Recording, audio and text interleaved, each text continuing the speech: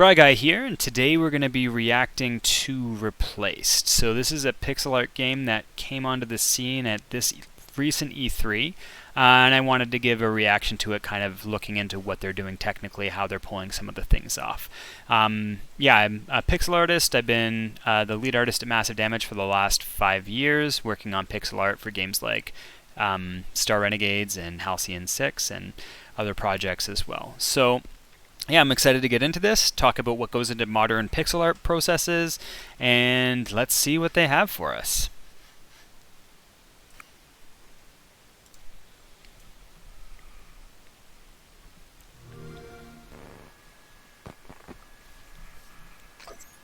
Great logo.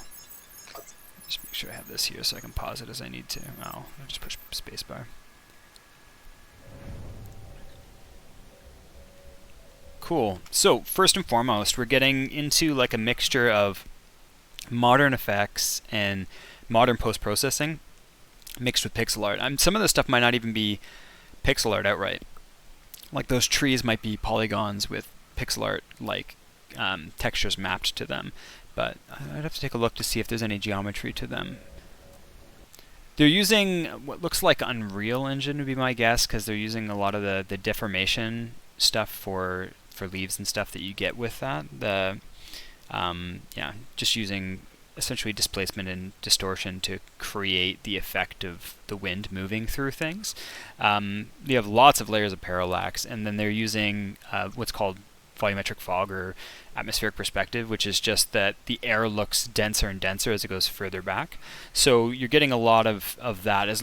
On top of that, you're also getting like modern lighting, and so it's clearly that they're lighting the scene consistently, and they're using almost a backlighting, most likely a point light, and the back around that moon or sun.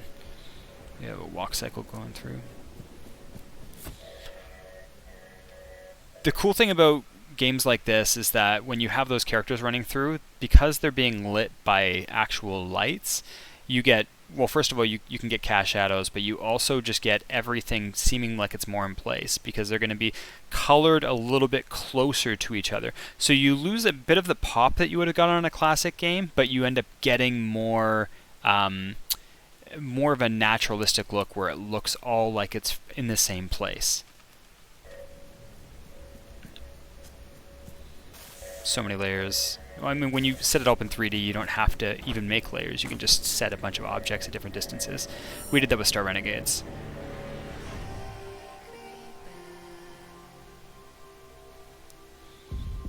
Using, looks like bokeh depth of field. Really nice idle animations here for the character. Flowing, like, these kind of animations, the quantity of frames and stuff that you have, like, you would never be able to do this kind of stuff in retro games.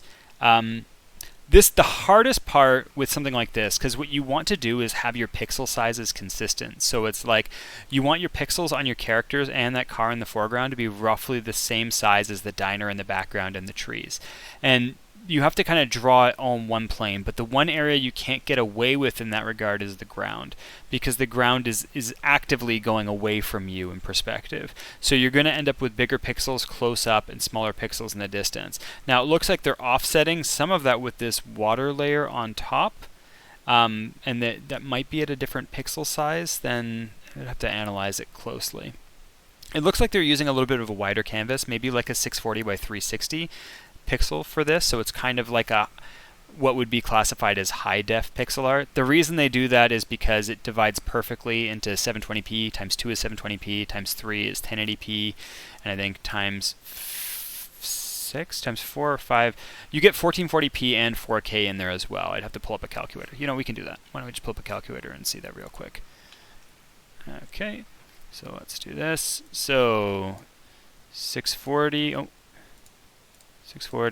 times 2, 720p, and then if we clear that, 640 times 3 is 1080p, 1920 by 1080. 640 times 4 is 2560 by 1440, and I think it skips one. 640, it might be times 5, but I think it's not. I think it's times 6.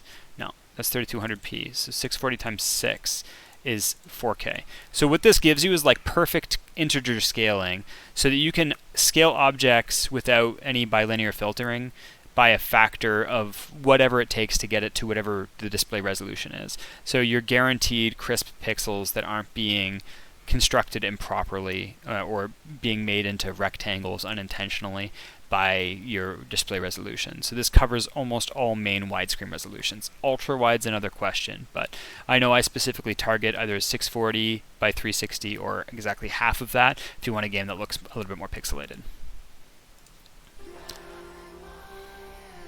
Really nice rim edge lighting on the characters. Wonder if they're doing something special for that. This gives a lot of vibes of The Last Night.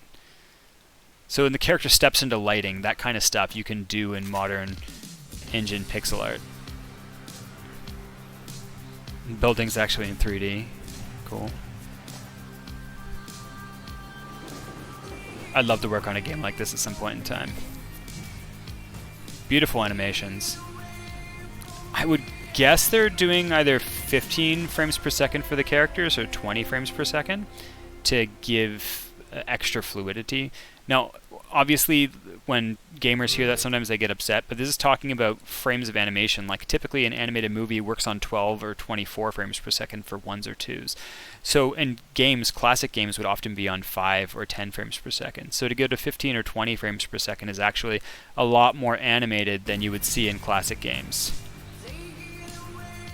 But this is really taking advantage of modern engines. You're seeing, I would guess, on something like this over here, the way that the light's interacting with this object in the foreground over here, that they have a normal on it to just have a little bit more of, it's either a little bit more 3D and it's cheating 2D, or it's a 2D object with a normal. It's hard to tell in that scene.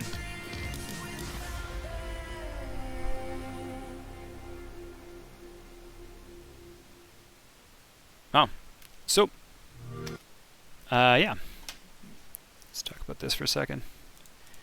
So yeah, that was really, really well done. I'm really impressed. I hope it comes out and looks and feels as good. Sometimes a trailer like that can not give enough a sense of what it is you're actually playing, and that can be an issue, but from an art perspective, they're doing a really good job of mixing modern post-processing, modern engine pipeline with pixel art aesthetic. It's kind of using the new era of pixel art, where it's like when you look at retro pixel art games, they often have outlines around characters and whatnot, whereas the modern stuff often doesn't have any outlines around characters. It gives a little bit more of a, I would say, cool aesthetic. Like it looks a little bit more badass and less simplistic. It looks less friendly in a way, and it allows you to do more mature games using pixel art.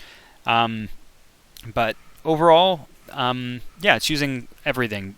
Bloom, volumetric fog, volumetric lighting, stuff that we used in Star Renegades as well, so I have some familiarity with how they would set that up.